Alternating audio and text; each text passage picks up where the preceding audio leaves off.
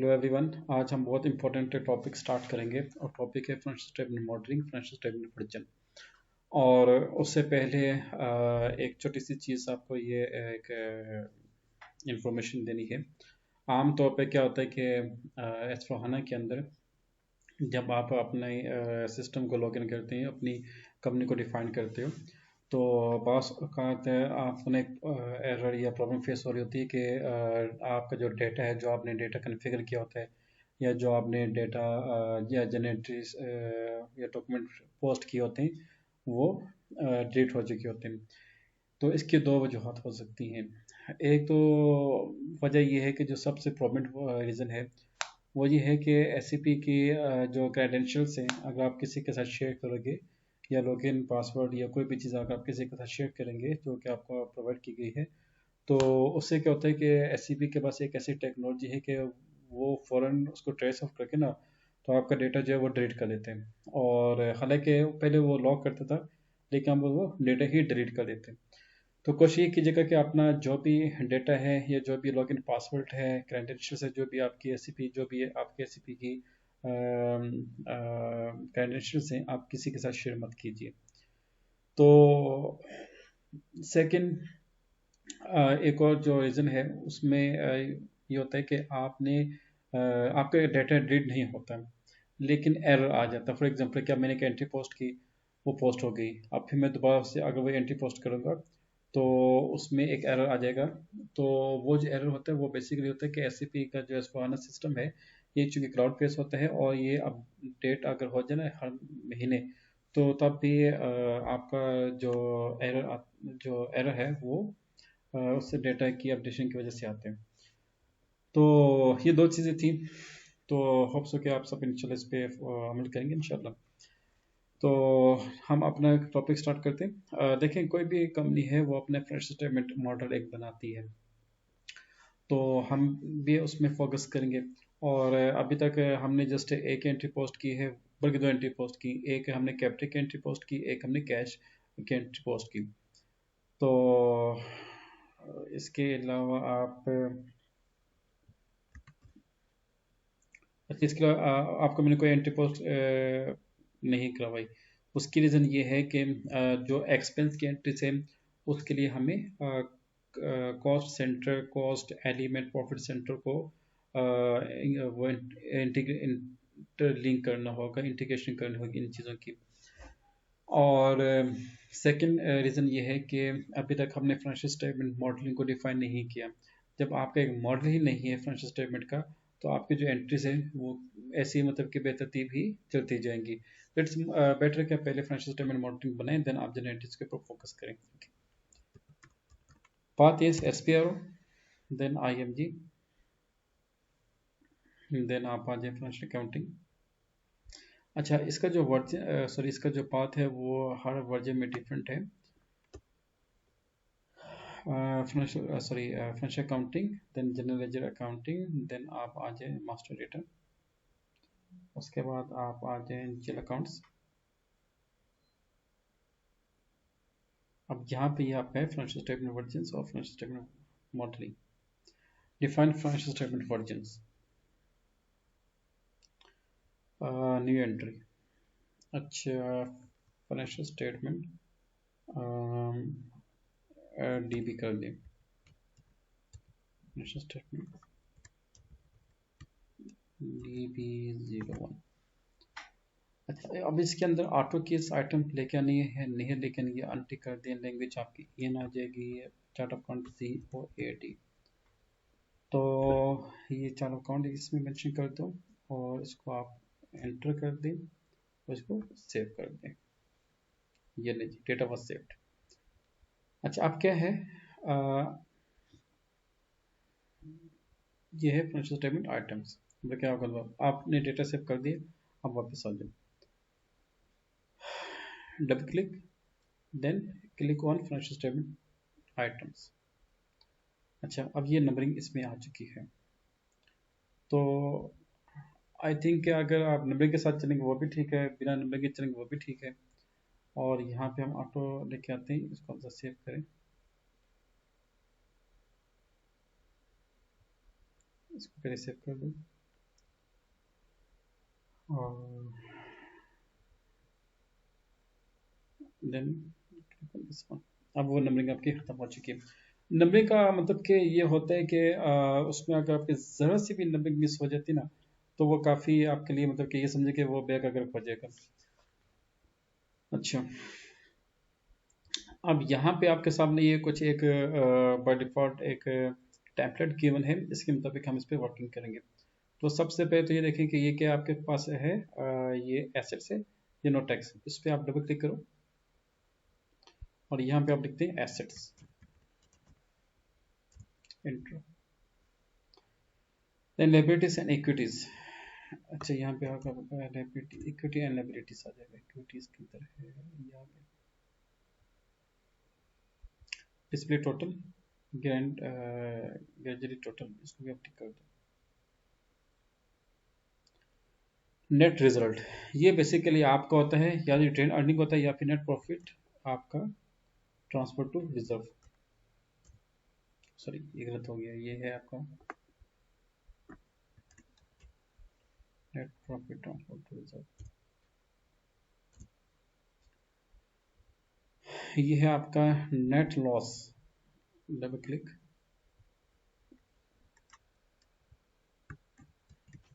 Net loss transfer to reserve. इसके ना different आप इसको नाम दे सकते हो, या तो सलमान, इसके और क्या क्या नाम आ सकता है? Net return earning profit, return earning loss, ये भी आप कर सकते हैं। और इसके अलावा आप इसमें आई थिंक ये दो इसमें बेस्ट है, इसके सजेस्टेड नेम है। बाकी सलमान बताएं इसके अलावा और क्या इसका नाम आ सकता है? सर ये डिपेंड करता है ऑर्गेनाइजेशन कैसी है, हो सकता है ये डेफिसिट भी आ जाए हम्म, और इनकम और एक्सपेंस भी आ जाए, मतलब होता है ना सर। और ठीक तो है। है। अच्छा, ये आपका जगह नेट रिजल्ट, प्रॉफिट और लॉस। अच्छा, ये क्या है? ये ठीक जा रहे हैं, ओके ओके। ये क्या है? Unassign, unassign account, unassign accounts. अच्छा जी, तमाम स्टूडेंट्स मुझे जो अन एस एन अकाउंट्स के ऊपर एक अच्छी सी शॉर्ट क्या उसे कहते हैं, असाइनमेंट मुझे कल प्रेजेंट करेंगे हर हाल में। ये है नोट्स, यहाँ पे आप उसको नोट्स दे दें। ओके। अच्छा स्टूडेंट, पहले तो आप पहले फेस में आपने इसको डिफाइन कर दें। Number one, save activate, started. Okay, sir जब हम ये डेटा इंटर कर रहे थे, इसमें स्टार्ट ग्रुप और एंड ग्रुप लिखा हुआ आ रहा था। सर ये अभी हमें यूज नहीं करना। कहाँ पे? सर ये जो भी हम डेटा पुट कर रहे थे, जैसे एसेट है, इक्विटी एंड लायबिलिटीज है, तो वो जब हमने इसको वो किया था तो एक और हमारे पास स्क्रीन आई थी जिसमें आपने वो डेटा पुट किया था। अच्छा, ये चलो जिसमें ये अभी स्टार्ट अभी ऑफ। अभी इसको वो नहीं करना। अभी इसको मतलब कि ये जो है ना, अभी तो ये समझें कि जो ये जो स्टेटमेंट है ना, बैलेंस शीट, एसेट्स वगैरह, अभी हम इसका एक मॉडल बना रहे हैं। अभी इसमें आपने कुछ भी नहीं करना।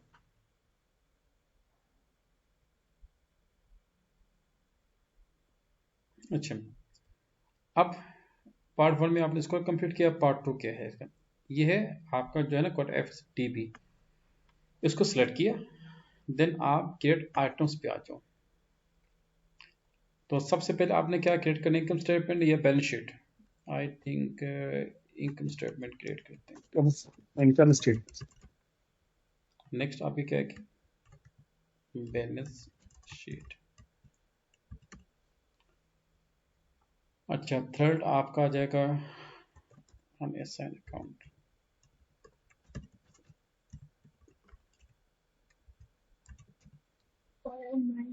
और यार एक और गलती हो गई।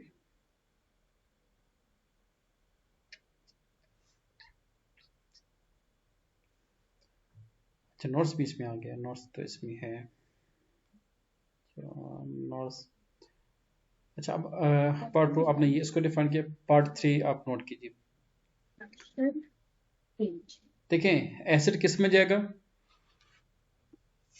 बैलेंस शीट में सर। ओके, अब उसका तरीका क्या है, आपने इसको पहले सेलेक्ट किया और ये क्या है, सिलेक्टेड, इस पे क्लिक कर दिया। ओके, अब आप आ जाएं, ये क्या है, बैलेंस शीट, इसको क्लिक किया और ये है रीअसाइन, और इस पे आप सबऑर्डिनेट पे क्लिक करके इसको एंटर कर दें। अंडरस्टूड? सेम यस इसको सर। इसको क्लिक किया, फिर ये क्या है, selected, then balance sheet, then ये assign, then subordinate, then okay, ये ले जी। अच्छा जी, उसके बाद कोई मुझे बता सकता है कि ये जो net profit transfer to reserve और net loss transfer to reserve, ये कहाँ पे इसको हम एलोकेट करेंगे, जल्दी से बताएं।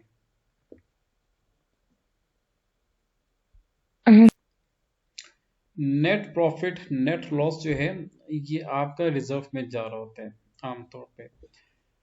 अच्छा अच्छा, सही, जो ठीक ठीक सर। बैलेंस शीट की क्रेडिट साइड होती है ना, जिसको आप कहते हैं इक्विटी एंड जी जी। लायबिलिटीज, उसमें एक पार्ट आता है रिजर्व का। तो देखें फॉर एग्जांपल, अब यहाँ पे जो अकाउंटिंग फाइनेंस के जो प्रोफेशनल्स हैं, उनसे एक टेक्निकल सवाल है, क्योंकि मैं तो अल्हम्दुलिल्लाह ऑलमोस्ट 19 साल का एक्सपीरियंस है, और बाकी आपका भी माशा से एजुकेशन का काफ़ी अच्छा नॉलेज भी है। मुझे आप एक बात बताएं, एक कंपनी है जो अपना पूरा एक साल बिजनेस ऑपरेट करती है, after 1 year they collect profit या लॉस जो भी उनको आते हैं। आम तौर पे हम ये कहते हैं कि उसको हम जो है कैपिटल में एडजस्ट करें। मेरा ज़ाती एक्सपीरियंस और प्रैक्टिकल नॉलेज एक्सपीरियंस ये कहते हैं कि इसको जो है वो हमें रिजर्व में लेके आना चाहिए। कैपिटल जो है ना, ये आपके शेयर्स प्राइस के ऊपर डिपेंड कर होते हैं। देखो, शेयर आपका जो प्रॉफिट है, आप उसको डायरेक्ट अगर कैपिटल में लेके आएंगे ना, उससे क्या होगा कि मतलब कि आपका जो शेयर कैपिटल है वो फ्लक्चुएट करेगा, आपको डिविडेंड पे करना होगा। अच्छा, और खुदा न खास्ता पहले साल आपने प्रॉफिट डिस्ट्रीब्यूट कर दिया, अगले साल अगर आपको लॉस हो जाए तो आप उसको कैपिटल में एडजस्ट करेंगे? बताएं ज़रा, प्रोविजन पे आप कहाँ से लेके आएंगे? तो इसके लिए हम जो है ना एक रिजर्व अकाउंट को मेंटेन करते हैं। जितने भी मल्टीनेशनल कंपनीज हैं वो अपने एक रिजर्व अकाउंट को मेंटेन करती हैं। तो नेट प्रॉफिट या नेट लॉस जो है ये आपका जाता है उसमें, प्रॉफिट उसमें जाता है, रिजर्व अकाउंट में जाते हैं। अब क्रेडिट साइड जो है ना बैलेंस शीट की, वो 3 चीज़ों पे डिपेंड कर रही होती है। एक आपकी इक्विटी आती है, एक आपकी लायबिलिटीज एंड एक आपकी इक्विटी आती है, एक आपकी लायबिलिटीज आती है, एक आपके रिजर्व अकाउंट आते हैं। तो इसका तरीकेकार ये होता है कि पहले आपकी इक्विटी आती है, then reserve, and then liabilities आती है। लायबिलिटीज के फिर 2 सेक्शंस बना दिए जाते हैं, long term liabilities and short term liabilities, जो भी कंपनी का एक पॉलिसी है कि हमने किस फार्मूले के मुताबिक इसको डिजाइन करना है। ओके, अच्छा, तो अभी आप इसमें ये काम करें कि इसको आप सेलेक्ट करें और क्रिएट आइटम्स में आ जाओ, और पहले तो आप लिखते हैं यहाँ पे equity, then reserve, then sir इसके लिए हमें नेचर ऑफ ऑर्गेनाइजेशन ही देखनी पड़ेगी, अगर जैसे सोल प्रोप्राइटर है वो तो फिर अपना जो लॉस या इनकम है वो कहेगा कैपिटल से एडजस्ट करें। भाई पार्टनरशिप है तो वो म्यूचुअल अंडरस्टैंडिंग से होगी। हम और फिर वही है कि प्राइवेट लिमिटेड को फॉलो प्राइवेट करते लिमिटेड। हैं जी। हमने ठीक वो है, तो वो पार्टनरशिप फिर को खत्म डिसाइडेड कर हो रहा है। दिया, वो सर प्रोवाइडर को खत्म कर दिया, हमने रोले खत्म कर दिए। ठीक ठीक। अच्छा, अब आपने इसको डिफाइन किया, अब इसको सिलेक्ट करें, देन ये क्या है, सिलेक्टेड, और ये रिजर्व, और ये रीअसाइन, और ये सबमिट, ये नहीं जी। अच्छा, इसमें ऐसे अगर ज़रा से भी मिस्टेक होगी ना, तो ये समझो कि आपका पूरा जो है ना वो सारा सिस्टम आपका ख़राब हो जाएगा।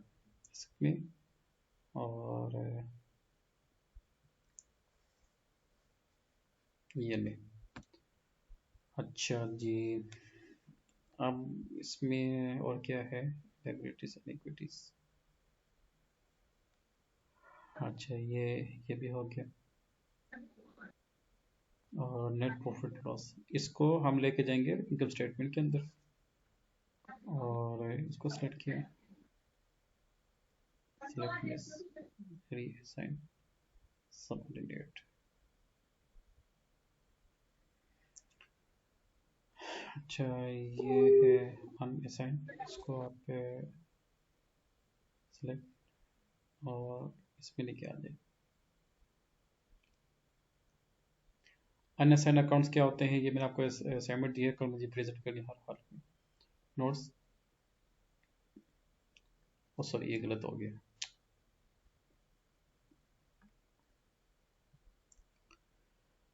अच्छा, नोट्स भी ये डिपेंड करते हैं, या तो आप इसका सेपरेट हेड बना लो, या अनअसाइन में इसको रीअसाइन कर दी, it's up to you. Unassign, unassign account वही है ना जिसकी इंफॉर्मेशन मिसिंग हो, जैसे कस्टमर्स की इंफॉर्मेशन या हम पेमेंट कर रहे हैं तो उनके वेंडर्स की इंफॉर्मेशन मिसिंग हो, इसी उसमें आप इसमें आ रहे हैं ना सैप में। नो। अच्छा, अब ये काम करने हैं कि इनकम स्टेटमेंट क्रिएट, और सबसे पहले हम लेके आते हैं रेवेन्यू, और रेवेन्यू के बाद आप लेके आते हो सीरियस लेके आने या एक्सपेंस लेके आने।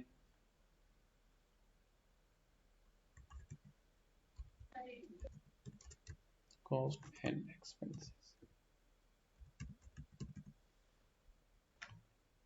अच्छा, ये इसमें आ जाएगा। अब बैलेंस शीट में आप इक्विटी में आ जाए, और इक्विटी को आप ओपन करें, लेकिन इक्विटी में, यस, इसमें आप पहले लिखेंगे ऑथराइज कैपिटल। ये क्या होता है authorise capital? Paid up capital. Authorise capital sir वो आप जिससे कोई जो है आप वो, नहीं बताना, एक मिनट, वहाँ आप अच्छा अच्छा मैंने okay.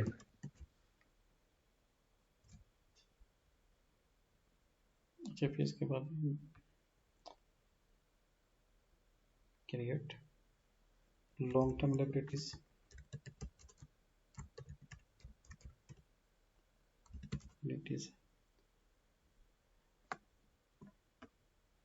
सर आई थिंक जो मैक्सिमम नंबर ऑफ शेयर्स एक कंपनी इशू कर सके उसे ऑथराइज्ड कैपिटल कहते हैं। समझ आप बताएं। अच्छा, यहाँ पे सॉरी, यहाँ पे आप जब या तो कंपनी शॉर्ट टर्म लिख सकते हो या करंट लायबिलिटीज लिख सकते हैं। आमतौर पे यहाँ पे क्या हम लिखते हैं, करंट लायबिलिटीज। जी, समन आप तो। सर ये कंपनी वगैरह रजिस्टर्ड होती है तो ये अपने आप के मतलब एक कैपिटल ऑथराइज करवा लेती है कि इतनी वैल्यू के हम जो है वो मार्केट में शेयर जो है वो इशू कर सकते हैं, तो ये वो ऑथराइज कैपिटल होता है, उससे वो ऑथराइज हो जाती है। और पेडअप वो होता है कि जितने का उसने किया हुआ होता है। कोई एग्जांपल दे।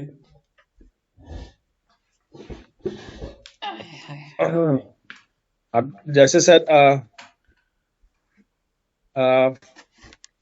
500 मिलियन के जो है वो ऑथराइज हुई भी है, लेकिन उसने 200 मिलियन जो है वो मार्केट में।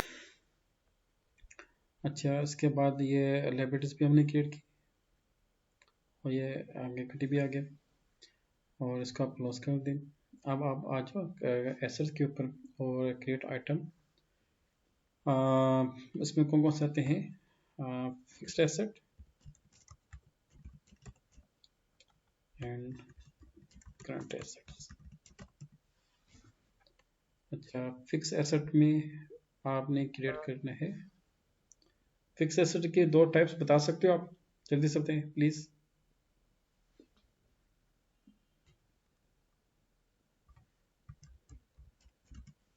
टेंजिबल, टेंजिबल और नॉन टेंजिबल सर। ये नॉन टेंजिबल।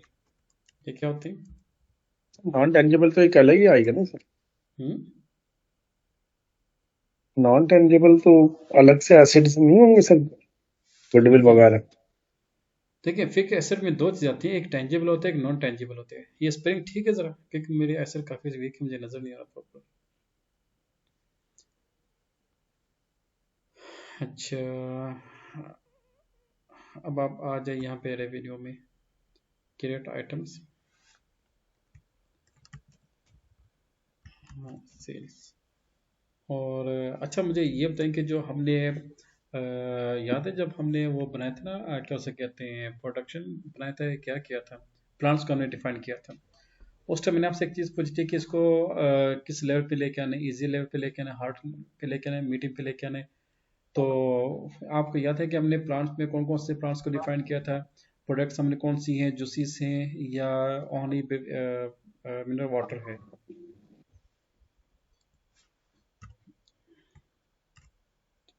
वाटर, फिल्टर वाला प्लांट सेल्स एंड जूसीस, यानी मैंने दोनों इसमें कर लिए। कॉस्ट, अच्छा अब इसमें आप आ जाए, डायरेक्ट एक्सपेंस।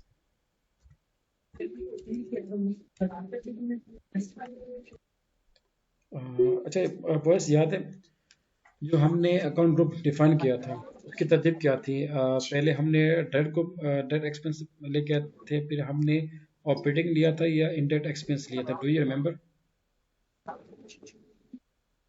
किसी के पास वो अकाउंट ग्रुप का वो बना हुआ है, चार्ट, पिक्चर है किसी के पास?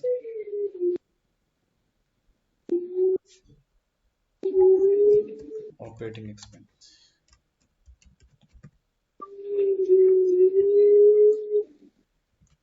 लगता है इनडायरेक्ट एक्सपेंस।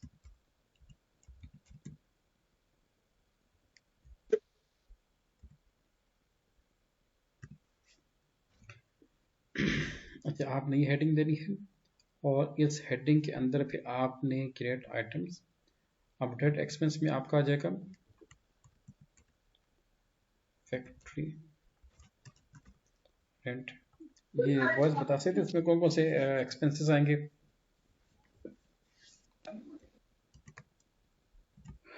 फ्यूल, परचेज आपने लिखेंगे रॉ मटेरियल,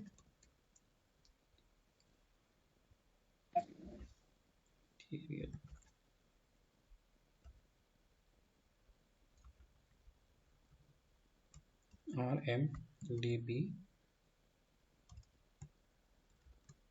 001। इसके बाद कंट्रोल 1002 1003। जितने भी आपके जो रॉ मटेरियल्स हैं ना, आपने इस तरतीब से उनके नाम लिखने हैं, ओके?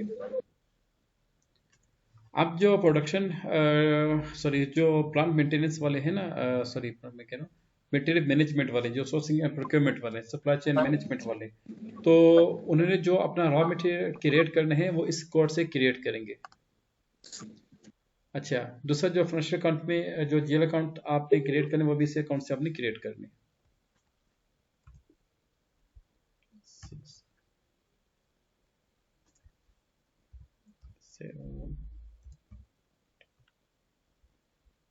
इसमें सर डेप्रिसिएशन वगैरह भी लेंगे सर प्लांट का? जी बिल्कुल, जितने भी एक्सपेंस है ना वो सब हमने डिफाइन करने।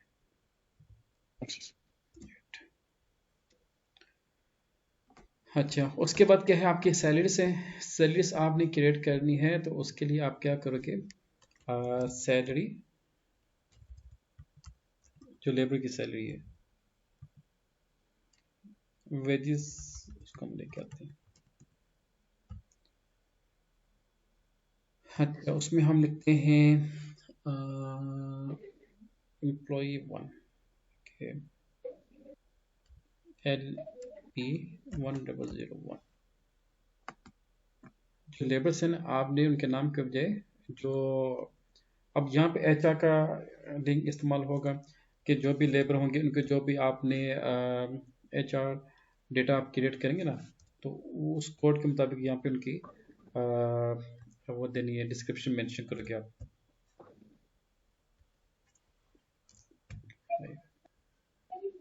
अभी सर आपने जैसे परचेजेस डिफाइन किया तो उसमें उसकी फ्रेट या ट्रांसपोर्टेशन कॉस्ट डिफाइन करने की नहीं जरूरत नहीं, नहीं नहीं, या वो मैं वो आपको, परचेजेस। हाँ वो एक अलग चीज़ है ना, वो मतलब कि जो प्राइस है ना, जो परचेज ऑर्डर में जो हम मेंशन करेंगे वो उसमें उसको एडजस्ट करेंगे, या ठीक। प्राइस में एडजस्ट करेंगे, सेपरेट मेंशन करेंगे।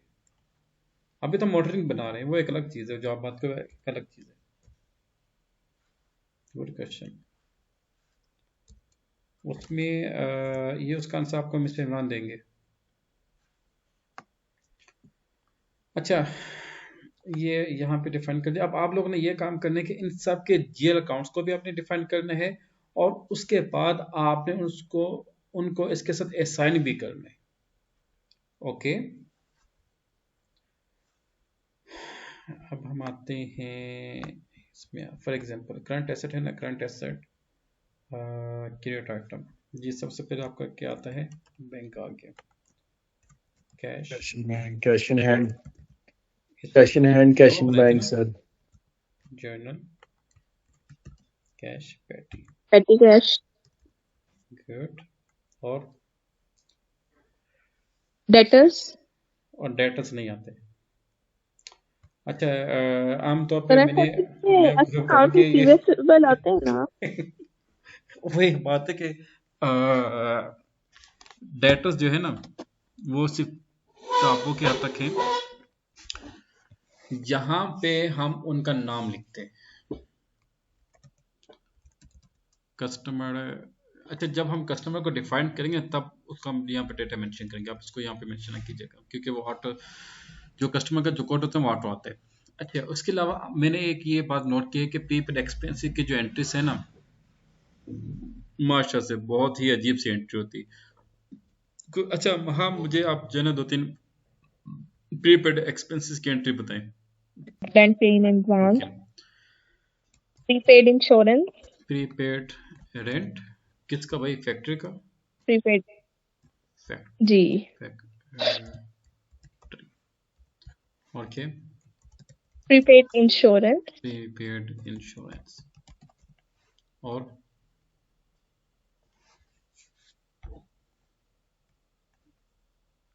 अच्छा raw material, advances to vendors. अच्छा ये रॉ मटेरियल RM-DB-1001। फिर इसके बाद अच्छा आप क्या कह रहे थे, वेंडर्स किसने बोले, एडवांस टू वेंडर, वेंडर्स को जो एडवांस देते हैं सर। एडवांस पेमेंट, वो भी इसमें हम लिख सकते हैं।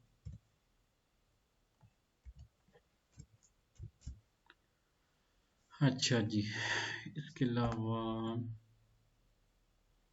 फिलहाल इसको यहाँ पे इतना रखें।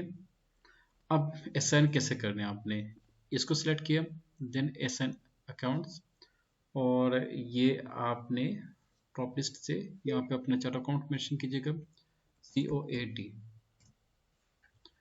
बैंक अकाउंट ही आ गया है, कैश का कहाँ पे किया, फ्रॉम अकाउंट टू अकाउंट।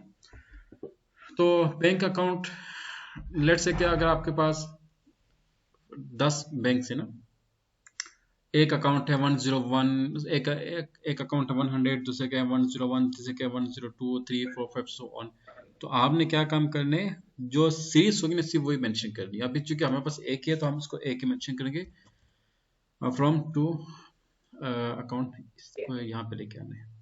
अच्छा, बैंक मतलब सर अकाउंट अदरवाइज जैसे डिफरेंट क्रेडिट भी होगा। डिफरेंट बैंक में अकाउंट्स हैं, मतलब डिफरेंट बैंक्स में अकाउंट या डिफरेंट ब्रांचेस में है, तो फिर उनकी इस तरह से सीक्वेंस हम बना देंगे। बिल्कुल, देखिए यहाँ पे आपने GL अकाउंट्स मेंशन करने। फॉर एग्जाम्पल एक कंपनी है, उसके 5 बैंक अकाउंट है, एक HBL है, JBL है, MCP है, अल्फला है, और एलाइड बैंक है। तो पहला बैंक आ जाएगा 100, दूसरा 101, 102, 103, 104। तो यहाँ पे आप क्या लिखोगे, 100 से लेके 104 या 105 लिख दोगे। ओके, अब चूंकि हमारे पास एक ही है तो हम जस्ट एक ही मेंशन करेंगे। Then click on debit and click on credit, क्योंकि बैंक अकाउंट आपका डेबिट भी होगा और क्रेडिट भी होगा। तो ये आप इसको एंटर कर, ये ले। तो जितने भी यहाँ पे जो भी हम आइटम्स को डिफाइन करेंगे ना, आपने क्या काम करना है, इन तमाम आइटम्स के जीएल अकाउंट्स को पहले क्रिएट करना है और उसके बाद आपने इसको असाइन करने, फिर आपने जनरल एंट्री पोस्ट करनी है। इसके बिना आपने एंट्रीज को पोस्ट नहीं करना। अच्छा, उसके बाद ये देखें अभी हम लोगों ने क्या काम किया, रेवेन्यू और डेट एक्सपेंस, ये तो आपका आगे ऑपरेटिंग एक्सपेंस। ऑपरेटिंग एक्सपेंस में कौन कौन से ऑपरेटिंग एक्सपेंस आपके पास आते हैं? अच्छा, इलेक्ट्रिसिटी कॉस्ट जो है ये आमतौर पे डायरेक्ट एक्सपेंस में भी आ सकती है, ऑपरेटिंग एक्सपेंस में भी आ सकती है, क्योंकि फैक्ट्री की जो कॉस्ट है वो फिर आपकी, फैक्ट्री को सॉरी, अगर सर फैक्ट्री से रिलेटेड है तो वो फिर डायरेक्ट में आ जाएगी, और अगर वो फिर ऑफिस से रिलेटेड है तो फिर वो ऑपरेटिंग एक्सपेंस में आ जाएगी। उसको ऑफिस वाले जो है ना उसको हम इनडायरेक्ट एक्सपेंस में लेके आते हैं, क्योंकि ऑपरेटिंग एक्सपेंस हम तौर पे हम लेके आते हैं जो आपके प्रोडक्शन ऑपरेशन से मुंसलिक होती हैं। तो इसमें आप इसको इलेक्ट्रिसिटी भी लेके आ जाएं, उसका ऑफिस रेंट वगैरह हो गया सर। ऑफिस रेंट हम उसमें इनडायरेक्ट एक्सपेंस पे लेके जाएंगे। फैक्ट्री रेंट हो गया ना। अब फैक्ट्री तो डायरेक्ट में आ गया ना, फैक्ट्री। देखो मैं आपका सर यहाँ आप सेपरेट नहीं करे, जैसे हमारा प्रोडक्शन एरिया और ऑफिस का एरिया, जैसे कॉस्टिंग साइड पे तो हम डिफरेंट एरिया। देखिए एक चीज, अब यहाँ पे आपके पास दो चीजें आ रही है। डायरेक्ट एक्सपेंस में आपके पास क्या है, वेजेस हैं, फ्यूल है, raw material. Purchase. Operating expense में हमारे पास आ जाता है इलेक्ट्रिसिटी, क्योंकि जितनी आपकी प्रोडक्शन होगी उतनी ही हिसाब से आपकी इलेक्ट्रिसिटी कॉस्ट जो है वो कंज्यूम होती जाएगी। अच्छा, उसके अलावा आपके पास सेकंड आपके पास आती है मेंटेनेंस। सर बस एक छोटी सी क्यूरी है मेरी ना जी काइंडली सर, जैसे हम आमतौर पे कॉस्टिंग के लिए जैसे ओवरहेड्स देख रहे होते हैं, तो उसमें हमारे पास जैसे फॉर एग्जांपल एक इलेक्ट्रिसिटी का टोटल अमाउंट आ गया, तो फिर हम कॉस्टिंग के साइड पर हम ये देखते हैं कि हमारी जो प्रोडक्शन के लिए आए थे, मतलब फैक्ट्री का कितना चार्ज हुआ, और फिर जो हमारा जहाँ ऑफिसेज है उसमें कितना चार्ज हुआ। तो सर यहाँ पर हम दोनों को एक ही कंबाइन कर रहे हैं, नहीं, तो सर ये फिर कॉस्टिंग के पॉइंट ऑफ व्यू से ये बिल्कुल आप ठीक कह रहे हो। यहाँ पे इलेक्ट्रिसिटी हमने मेंशन की फैक्ट्री की, ऑफिस की इलेक्ट्रिसिटी आप इनडायरेक्ट एक्सपेंस में मेंशन करेंगे, या आप उसको यहाँ पे मेंशन कर दो, या पे एक अलग यहाँ पे एक हेड बना दें एडमिन एक्सपेंसेस की, तो उसको वहां पे मेंशन करते जाओ, क्योंकि ऑफिस एक्सपेंस ना आपका ऑपरेटिंग में आएगा ना डायरेक्ट एक्सपेंस में आएगा। और ऑफिस एक्सपेंस जो है या तो आपके इनडायरेक्ट एक्सपेंस में जाएंगे या फिर आपके उसमें जाएंगे एडमिन एक्सपेंस में जाएंगे। बाकी जहां तक आपकी बात है ना उसकी ऑपरेटिंग उसकी ओवरहेड की, तो ओवरहेड्स में मतलब कि कुछ ऐसी चीज़ें हैं, फॉर एग्जांपल कि आपकी रिफ्रेशमेंट आ जाती है फैक्ट्री में, आपकी वो आ जाती है हेल्थ एंड सेफ्टी की जो कॉस्ट उसमें आ जाती है, आपकी मेडिकल उसमें इंश्योरेंस आ जाती है, तो वो हम उसको इनडायरेक्ट एक्सपेंस में कंसिडर करते हैं। ऑपरेटिंग एक्सपेंस में यहाँ पे ऑपरेटिंग एक्सपेंस से मुराद कि जो फैक्ट्री के जो एक्सपेंसेस हैं जो प्रोडक्शन के साथ जो मुंसलिक है उसको हम यहाँ पे मेंशन कर रहे हैं। सर यहाँ पे मशीन मेंटेनेंस भी आ जाएगी ना। मेंटेनेंस मशीन की है, प्लांट मेंटेनेंस इसमें आती है। अच्छा, दूसरा ये है कि एक और ऑपरेटिंग चीज, में आएगी। हाँ दूसरा ये कि यहाँ पे ना एक और सवाल ये भी आ सकते हैं कि अगर हम उस लॉजिक के ऊपर देखें जैसे कि लेबर है, देखें अब कैची में जो मतलब कि हमारी जो इंडस्ट्रीज थी उसमें क्या होता था, जब मतलब कि आज से तकरीबन 30-25 साल पहले की अगर हम बात करें तो अभी भी इलेक्ट्रिसिटी का काफ़ी प्रॉब्लम है। हमने लेबर्स को ना इंगेज किया होता था, आपने लेबर्स को महाना फिक्स पे करने ही करने 50,000 जो भी है। अब प्रोडक्शन एक अलग चीज़ है भाई, आपके मे बी के 30 डेज प्रोडक्शन आपका टाइम पीरियड हो, मे बी के इलेक्ट्रिसिटी की प्रॉब्लम की वजह से आपकी प्रोडक्शन उस हिसाब से ना हो, बट यू हैव टू पे वेज टू योर लेबर। तो प्रोडक्शन हो या ना हो आपने लेबर को पे करने करने। सरमन this point is clear? Yes sir. अच्छा, सेकंड ये है कि आपके जो रॉ मटेरियल है, आपके पास जो ऑर्डर आता है, उसका प्रोडक्शन ऑर्डर या सेल ऑर्डर को फुलफिल करने के लिए आपके पास जो प्रोडक्शन ऑर्डर आता है, तो प्रोडक्शन ऑर्डर को फुलफिल करने के लिए आपको जो रॉ मटेरियल की जरूरत पड़ती है, आपने परचेस करने ही करने। ओके, बताइए, अलग यस। बात है कि आपकी प्रोडक्शन जल्दी हो रही हो या लेट हो रही हो, उसका परचेज के साथ कोई लिंक नहीं, ये डायरेक्ट एक्सपेंस है। अब हम यहाँ पे आते हैं इसकी मेंटेनेंस की।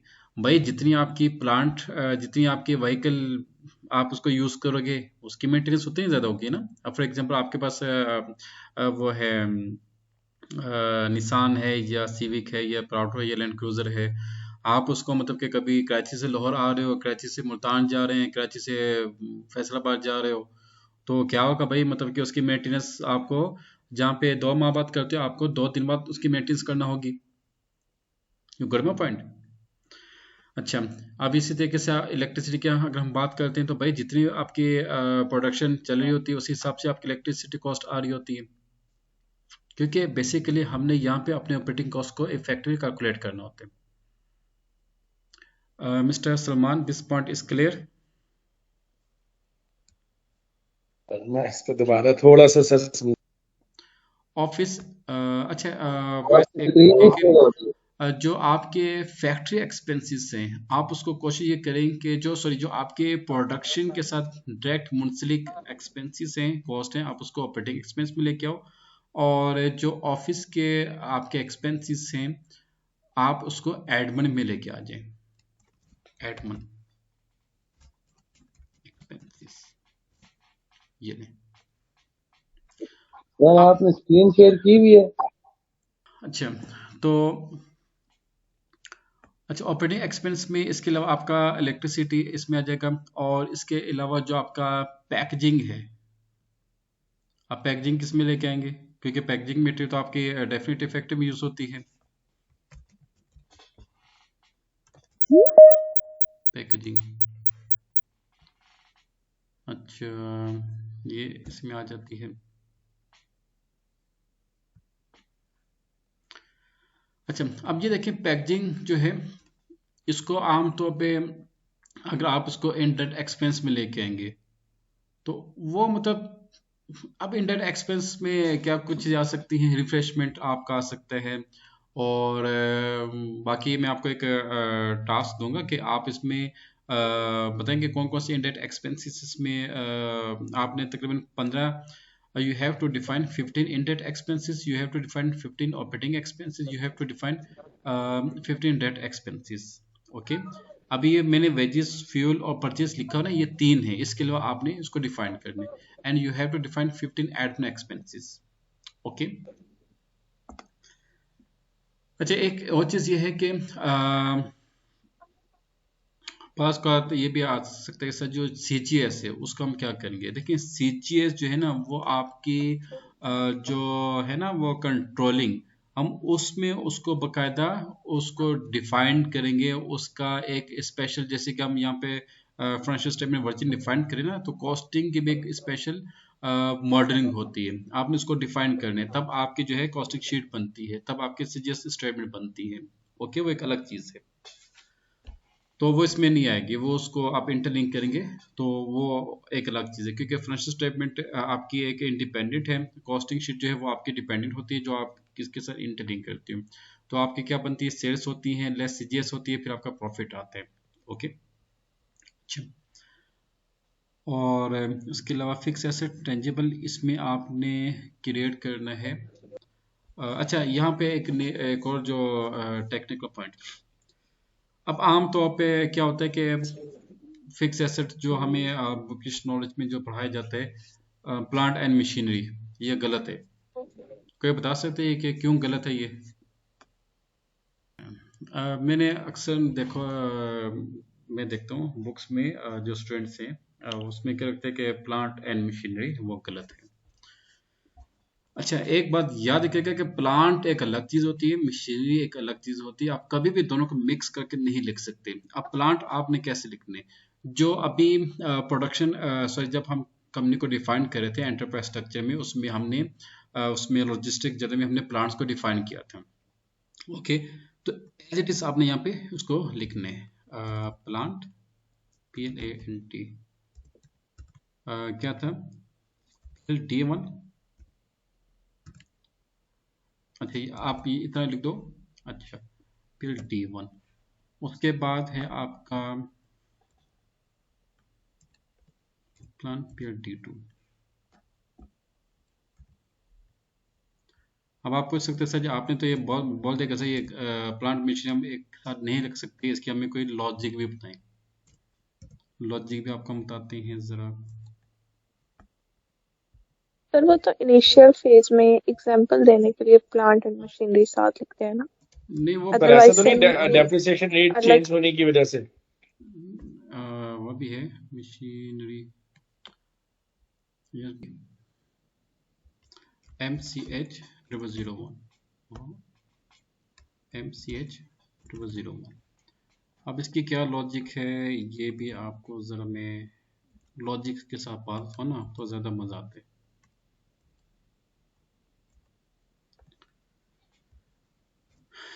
टू आ गया, ये 3 आ गया, ये 4 आ गया, ये 5 आ गया, ये लें जी।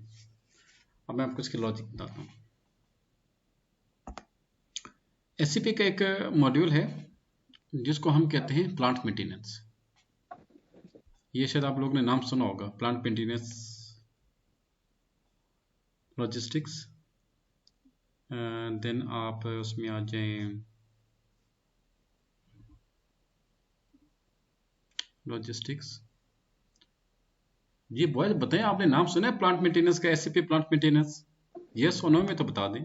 जहाँ पे प्लांट डिफाइन किए तो उसके नीचे आता है ना प्लांट मेंटेनेंस। शाबाश समान, आपने सुना है SCP का एक मॉड्यूल है प्लांट मेंटेनेंस?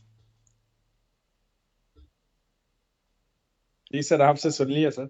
शुक्र है। अच्छा अब यहाँ पे ना एक कहाँ पे है प्लांट मेंटेनेंस की तरह, ये प्लांट मेंटेनेंस। यहाँ पे आप आते हैं मैनेजमेंट ऑफ टेक्निकल ऑब्जेक्ट्स, अब फंक्शनल लोकेशन और इक्विपमेंट। तो प्लांट मेंटेनेंस में होता है कि आपके पास एक प्लांट होता है और plant is consist of multi machines. तो मशीन्स को यहाँ पे हम इक्विपमेंट कहते हैं। ये फंक्शनल लोकेशन ये आपका प्लांट में आ जाएगा और नीचे आपके इक्विपमेंट्स आ जाएंगे।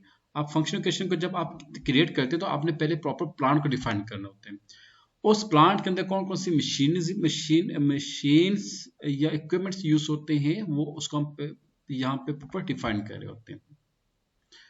अंडरस्टूड? तो कभी भी आपने ये मेंशन नहीं करना कि मतलब कि प्लांट मेंटेनेंस, सॉरी क्या कह रहे हैं, प्लांट एंड मशीनरी, वो कभी भी आपने ऐसे मेंशन करना, इसको अलग अलग डिफाइन करना है। क्योंकि प्लांट का डेफिनेशन और होता है, मशीनरी की डेफिनेशन और होती है, प्लांट की वैल्यूएशन और होती है, मशीनरी की वैल्यूएशन और होती है, प्लांट की कंजम्पशन और होती है, मशीनरी की कंजम्पशन और होती है, प्लांट का पैरामीटर और होता है, मशीनरी के पैरामीटर और होते हैं। प्लांट आप 10 साल में एक दफ़ा लगाते हो, मशीनरी आप में भी के साल में या 2 साल में एक दफ़ा, 3 साल में 2 बार, 1 साल में 2 बार, इस तरह से उसकी फ्रीक्वेंसी चलती रहती है। Okay, so never mix this two things in financial statements. Understood?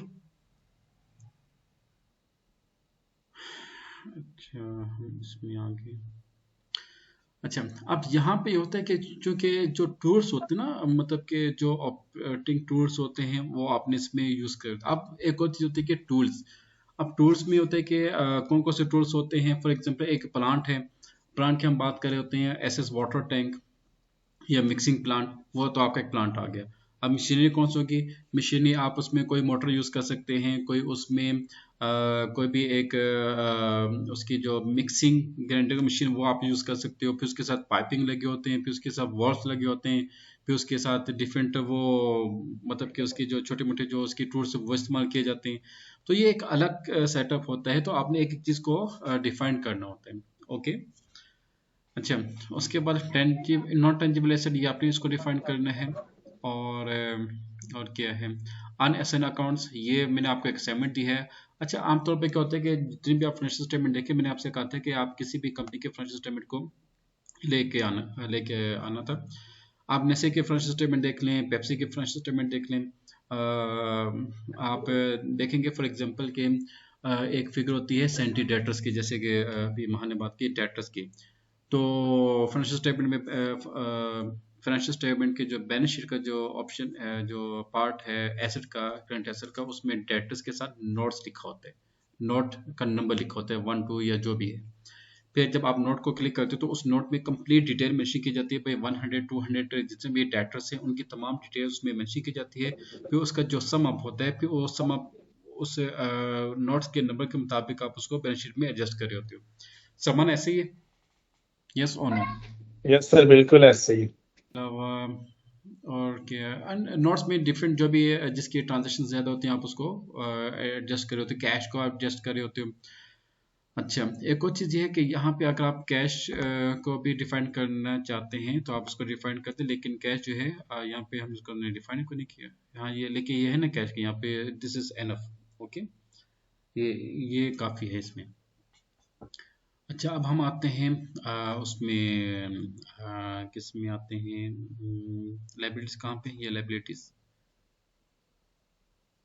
Long term liabilities. Long term liabilities में आपके पास आमतौर पर क्या आते हैं, या तो बैंक लोन्स आते हैं, बैंक लोन। अच्छा, आमतौर पर एक और चीज़ ये भी मेंशन की जाती है कि मैंने एक चीज़ ये देखी होती है कि बस बैंक लोन लिख दिया जाता है। बैंक लोन के साथ आप लिखते हो एट दी रेट कहाँ गए 15%, ये इस तरह से आपने प्रॉपर मेंशन करना होता है, बैंक लोन 12%, ये लें। अच्छा, आप इसकी जो इंटरेस्ट है ना, फॉर एग्जांपल कि आपने बैंक से लोन लिया हुआ है, अल्लाह ताला आप सबको महफूज रखे, उस लोन के ऊपर जो आप इंटरेस्ट पे कर रहे होते हो 15% है या 12% जो भी है, वो आपकी करंट लायबिलिटी सब में आती है। ये clear item, interest on loan कितना है एट द रेट 15%।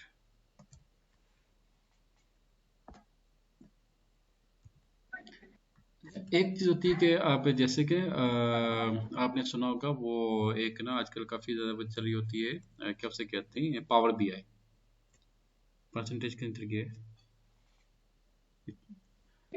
आज का आपने पावर बीआई का नाम सुना होगा और काफी माशा से फेमस भी है। अच्छा, पावर बीआई के अंदर क्या होता है बेसिकली, इसका ऑब्जेक्टिव क्या होता है कि जो आपके ऑनर्स हैं, जो डायरेक्टर्स हैं, जो टॉप मैनेजमेंट है, आप उसको एक शॉर्ट प्रिसाइज और डिटेल रिपोर्ट प्रेजेंट कर रहे होते हो।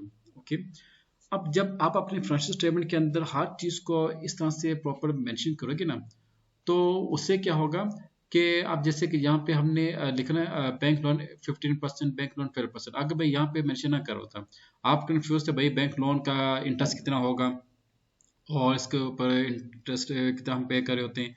तो ये चीज़ें होती हैं कि जो आपके जो ऑनर्स हैं, जो आपके डायरेक्टर्स हैं, जो आपकी टॉप मैनेजमेंट है, उसको ना इरिटेट कर रही होती है। They want complete and short report.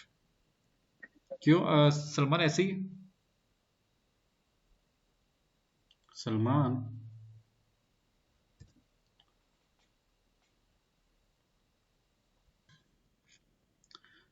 तो जितनी आपकी complete information, exactly complete information होगी तो आपका जो बॉस होगा ना वो आपसे काफ़ी खुश हो जाएगा। अच्छा, ये यहाँ पे इसको जो है ये, अब यहाँ पे आपने जब ये मेंशन कर दिया भाई आपका जो बैंक लोन है वो दो लोन है आपके पास, 15% और 12% है, और इंटरेस्ट आपने पे करना होता है 15% का और 12% का।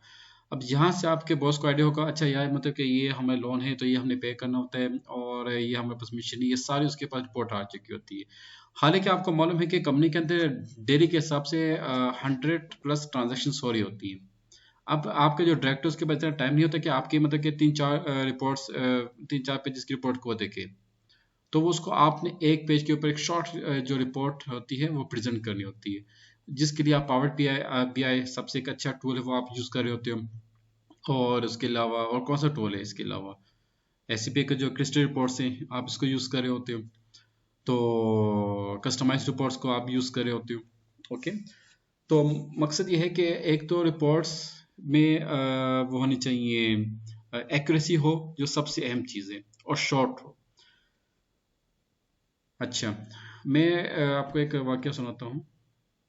हाँ, ओके स्टूडेंट, जो अभी आपको मैंने जो असाइनमेंट दी है, आप उसको ज़रा प्रिपेयर करें और अच्छी सी इसकी प्रैक्टिस करें, इसके नोट्स बनाएं, प्रैक्टिस करें, और काइंडली मुझे असाइनमेंट सबमिट कर दिया करें। देखें, आपके अगर मेरे पास असाइनमेंट नहीं आया करेगी तो इसका कोई फ़ायदा नहीं है।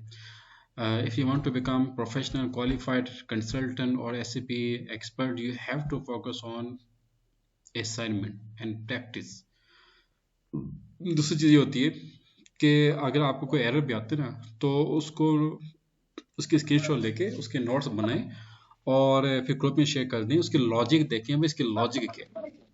ओके, और बात का क्या होता है कि एससीपी के जो एरर्स है, इसके अंदर ही आपको उसका आंसर दिया जाता है, राइट। तो आज का लेक्चर कैसा रहा ये मुझे बताइएगा, और कल इंशाल्लाह हम इसका इंशाल्लाह नेक्स्ट पार्ट को डिस्कस करेंगे, और उसके बाद इंशाल्लाह हम कंट्रोलिंग का कुछ पार्ट स्टार्ट करेंगे। देन इंशाल्लाह हम जो है sourcing and procurement supply chain को स्टार्ट करेंगे इंशाल्लाह, क्योंकि आगे हमने एपी को कवर करना है, एआर को कवर करना है, उसके लिए हमें वो चीज़ें कम्प्लीमेंट्री हैं। Thank you so much.